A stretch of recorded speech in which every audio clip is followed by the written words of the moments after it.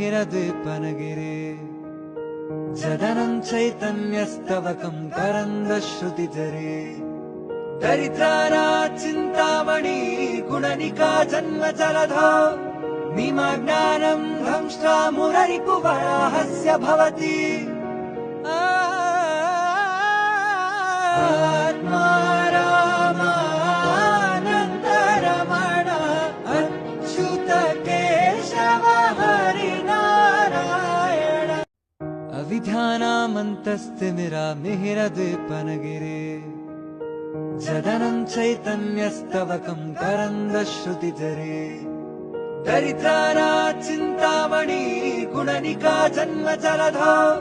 निमग्नानं दंष्ट्रा मुररिपुवराहस्य भवति आत्मा रामानन्दरमण अच्युत केशव हरिनारायण अविध्यानामन्तस्तिमिरामिहिरद्वीपनगिरे